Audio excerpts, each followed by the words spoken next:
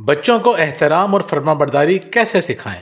कुछ वालिदैन बच्चों की तरबियत बहुत मोहब्बत और समझदारी से करते हैं। चंद बरस की गई मेहनत का सिला उन्हें तमाम उम्र मिलता है। इसके बरक्स कुछ वालिदैन ना तो बच्चों की जिंदगी में नज़्म ज़ब्त और ना ही अपने अंदर बर्दाश्त पैदा करते हैं, जिसके नतीजे में तमाम उम्र ज़हनी अजियत में गुजरती है।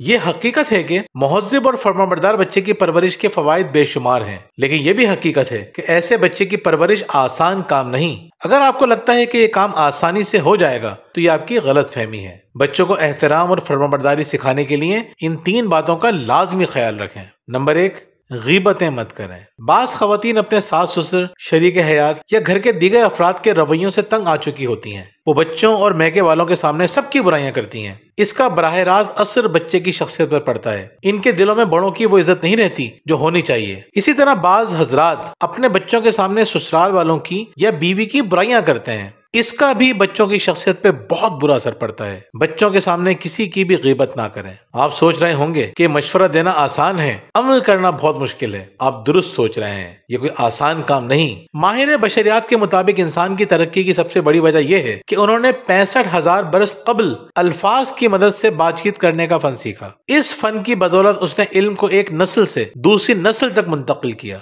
इन अल्फाज की मदद से उसने सबसे ज्यादा काम क्या किया? गीबत की। हम सब जानते हैं कि गीबत के बगैर इंसान का गुजारा नहीं है। एक आम इंसान के लिए गीबत के बगैर गुफ्तगू करना आसान नहीं है, लेकिन ये बात भी याद रखें कि मुश्किल रास्ते से गुजर कर ही जिंदगी में आसानियां आती हैं। मुश्किल घाटियों से गुजर कर ही अजमत की बुलंदी नसीब होती है। या तो अभी दिल की भड़ास निकाल कर हल्के फुल्के हो जाएं और बाद में बच्चे की मोहब्बत और तवज्जो के लिए तरसते रहें, या अभी मुस्बत सोच अपनाएं और जुबान को शिकवा शिकायत और गीबत से महफूज रखें।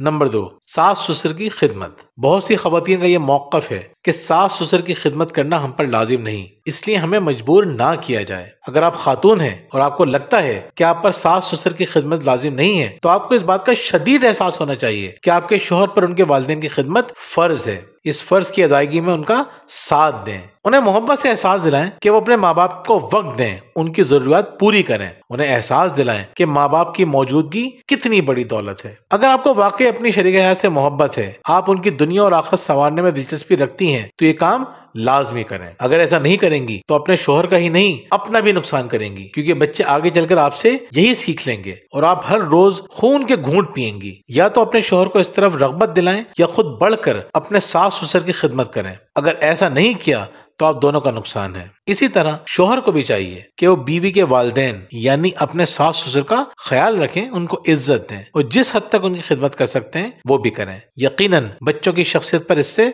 बहुत मुस्बत असर पड़ेगा। नंबर 3, बहन भाइयों में मोहब्बत पैदा करें। बड़ों की इज्जत सिखाने का एक बहुत कारआमद तरीका यह है कि घर के किसी भी छोटे को बड़े से बदतमीजी की इजाजत ना दें। कोई भी छोटा अपने बड़े भाई या बहन से बदतमीजी ना करे। खेल में झगड़े होते हैं, इख्तिलाफात होते हैं, वो तो होंगे, लेकिन इन इख्तिलाफात की सूरत में उन्हें बदतमीजी ना करने दें, मुंह ना बनाने दें। अगर आपने घर में छोटे बड़े की इज्जत करने का कल्चर पैदा कर दिया तो इसका फायदा सारी उम्र उठाएंगे। इसके साथ साथ अपने शरीक हयात की उनके बहन भाइयों से ताल्लुक बेहतर करने में भी अपना किरदार अदा करें। बाज़ औक़ात ऐसा करना बहुत मुश्किल होता है, लेकिन इस मुश्किल से गुजरने के बाद आप खुद भी मजबूत शख्सियत की मालिक बन जाएंगी और बच्चों को भी फर्माबरदार बना सकेंगी। एक इंसान तमाम बातों पर अमल नहीं कर सकता, लेकिन जितना अमल कर सकते हैं करें, क्योंकि जितनी ज्यादा बातों पर अमल करेंगे जिंदगी उतनी ज्यादा खूबसूरत हो जाएगी। तो फिर कब शुरू कर रहे हैं, कमेंट में जरूर बताएं। बहुत बहुत शुक्रिया।